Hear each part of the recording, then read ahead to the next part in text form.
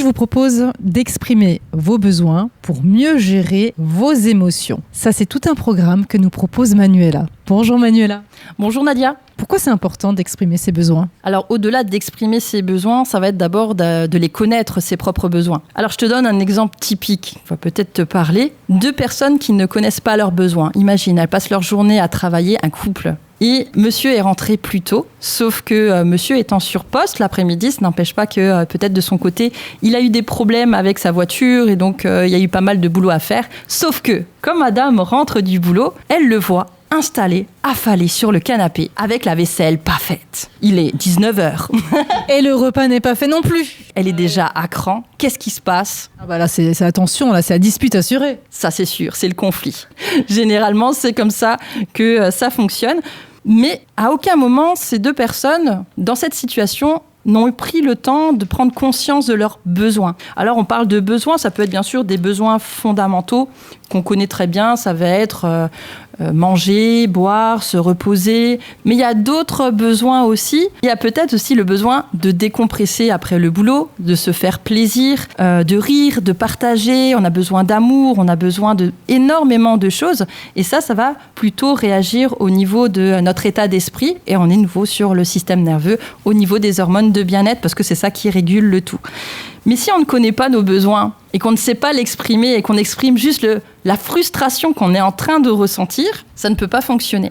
Donc c'est vraiment important, dans un premier temps, de faire une petite pause, plusieurs fois peut-être dans la journée, éventuellement. Je dis des pauses, on s'entend, ça peut prendre 1 minute. Je respire et je viens écouter, tiens, est-ce que j'ai des tensions dans mon corps ? Parce qu'il faut savoir aussi qu'il y a un très bon indicateur, c'est notre corps, pour savoir si nos besoins sont satisfaits ou non. Parce que nos pensées, nos émotions et notre corps sont interreliés. Si j'ai un corps qui est tendu, des émotions désagréables, a priori, c'est que notre besoin n'est pas répondu. Et si au contraire, je suis détendue et j'ai des émotions agréables, en général, c'est que le besoin est comblé. Donc, imaginons, dans la journée, je sens la tension dans mon corps, peut-être je sens du stress.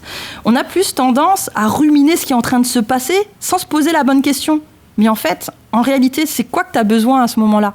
Est-ce que tu as besoin d'exprimer quelque chose ? Est-ce qu'il y a une peur ? Peut-être, on parlait de peur de rejet la dernière fois, ça peut en faire partie aussi. Est-ce que tu as besoin de cocooning ? Est-ce que tu as besoin de prendre soin de toi, de faire du sport ? Donc, c'est vraiment prendre un instant. D'abord, on va écouter son corps, son émotionnel pour voir qu'est-ce qui se passe. Dans un deuxième temps, on va venir se poser la question, ok, quel est le besoin que je pourrais avoir pour, dans un troisième temps, éventuellement, soit l'exprimer à une personne tierce si c'est nécessaire, ou simplement aller voir comment je peux m'aider à remplir ce besoin-là, de manière à ce que je me sente bien, tout simplement. Et donc, quand le besoin sera satisfait, on pourra ressentir un corps plus détendu et des émotions plus agréables. On est vraiment dans l'écoute de soi. Et en plus, ce qui est super chouette, c'est que si on apprend à s'écouter, on aura beaucoup plus de facilité à l'exprimer à l'autre sans que l'autre se sente agressé. Et la discussion va être plus facile. On va pouvoir faire des compromis éventuellement ou mettre des choses en place pour arranger la situation. Merci beaucoup et à très bientôt.